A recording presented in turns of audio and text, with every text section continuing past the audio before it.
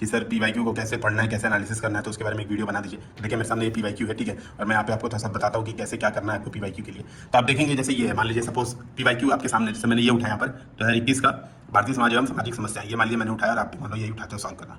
तो आपके पास यहाँ पे दो अप्रोच होती है, ठीक है। एक अप्रोच है जो मैं यहाँ पे कर रहा हूँ सबसे पहले, कि आपने क्या किया, एक क्वेश्चन पढ़ा और वहीं पे सोच लिया कि यार क्या क्या पॉइंट्स हो सकता है ना, और फिर आपने जैसे मान लीजिए मैंने ये क्वेश्चन पढ़ा, भारत में महिलाओं के सशक्तिकरण की प्रक्रिया में गिग इकोनॉमी की भूमिका का परीक्षण कीजिए। सपोज मान लो ये मैंने क्वेश्चन पढ़ा, ठीक है। अब मैंने तुरंत दिमाग में सोचा कि यार अब है ना, तो सशक्तिकरण की प्रक्रिया में गिग इकोनॉमी की भूमिका परीक्षण कीजिए।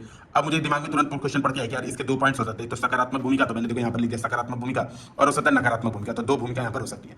अब मैंने क्या किया, तुरंत यहाँ पर सोच लिया कि क्या क्या हो सकता है। तो मैंने इंट्रोडक्शन यहाँ पर लिख लिया कि इकोनॉमी क्या होती है वो बता दिया शॉर्ट में, कि जिसमें नौकरियां अस्थायी होती हैं, शॉर्ट में यहाँ पर बता दिया। फिर एक जो वो है डेटा नीति आयोग का जो अभी अनुमान रिसेंटली है 2.35 करोड़ जो गिग इकोनॉमी 2030 तक हो जाएगी, तो वो मैंने बता दिया। अब मैंने कहा कि इसमें मैंने बता दिया, मैंने अपने मन से मतलब सोचा, मैं सोचने का तरीका क्या बता रहा हूँ कि क्या क्या लेबर फोर्स पार्टिसिपेशन रेट महिलाओं की बढ़ सकती है ना, स्वरोजगार इत्यादि बढ़ सकते हैं जो महिलाओं के हैं, जो उनकी है ना, ये सब मैंने यहाँ पे जो जो पॉइंट्स मतलब मेरे दिमाग में आया, ठीक है, कि घर के काम के बावजूद वो काम कर सकती हैं, तो मैंने ये सब सोचा। फिर मुझे जो प्रॉब्लम लगी, ठीक है, यहाँ पे मैंने देखो आर्थिक लाभ है ना, ये सब प्रॉपर यहाँ पे मतलब छोटे में लिखा, जब उस समय सोच रहा था तो ऑब्वियस बात है उसमें सोचूंगा ही, है ना, इतना क्लियर तो लिख नहीं सकते।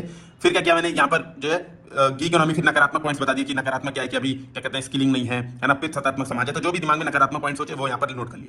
अब फिर मैं क्या करूंगा, इनके मॉडल आंसर को देखूंगा, ठीक है, इनके मॉडल आंसर को देखूंगा। तो मॉडल आंसर को देखूंगा तो मुझे लगेगा कि यार अब मैं क्या क्या इंप्रूव कर सकता हूँ। तो देखो यहाँ पर मुझे जो सोचने में ना 2 मिनट से ज्यादा का समय नहीं लगेगा, समझिएगा, सोच के पॉइंट नोट करने में 2 मिनट से ज्यादा समय नहीं लगेगा। बहुत गंदगी आपने देखा ही होगा, काफी मुझे अब खुद नहीं समझ आ रहा कि मैंने क्या लिखा था, ठीक है। फिर मैं क्या करूंगा, देख लूंगा कि इनके क्योंकि तुरंत ही सोचूंगा ना, तो मैं देखूंगा कि इनके मॉडल आंसर है मुझसे अलग चीज क्या है ना, अलग चीज क्या है, मतलब कौन सा पॉइंट जो मैंने लिखा, मतलब मैंने नहीं लिखा और इन्होंने लिखा है। तो मैंने यहाँ पे देखा कि नियोजकों को भी फायदा होगा, क्योंकि उन्हें सामाजिक सुरक्षा और मातृत्व लाभ अधिनियम में थोड़ा जूम कर देता हूँ, जैसे कानून का पालन नहीं करना पड़ता, जैसे महिलाओं को उनकी गर्भावस्था के बावजूद भर्ती कर सकते हैं। तो फिर मैंने ये पॉइंट देखा तो मुझे लगा यार ये तो मैं भूल रहा था, मतलब ये मेरे दिमाग में नहीं आ रहा था। बाकी सब तो मैंने मतलब लिखे थे और मैंने एक्स्ट्रा भी पॉइंट्स लिखे थे, मतलब इनके पॉइंट्स एक्स्ट्रा मैंने पॉइंट्स लिखे थे, तो मैंने छोड़ दिया। जैसे इन्होंने अलग से नकारात्मक पॉइंट नहीं बताए सशक्तिकरण में भूमिका में जो चुनौतियां, बेसिकली चुनौतियां भी बतानी चाहिए थी, तो इन्होंने नहीं लिखा, नहीं ठीक है, मतलब ठीक है। तो आप इस बात को समझिएगा। तो मैंने अपना नोट किया, ठीक है, अपना आंसर लिखा, फिर यहाँ पर मिला गया, ठीक है। इसी तरह से आप देखो जितने क्वेश्चन हैं उसको ऐसे आप कर सकते हो। एक अप्रोच आपकी ये है कि आप इसको ऐसे कर सकते हो, यहीं पर सोच सकते हो, या फिर किसी रफ पेज पे बेसिकली, क्योंकि सारा तो यहीं पे आंक नहीं पाएगा, तो मैंने भी एक लिख लिया, तो मुझे ये बात समझ में आई कि सारा तो यहीं पे नहीं लिख सकते हैं, ठीक है, सारा काम यहीं पे नहीं कर सकते हैं।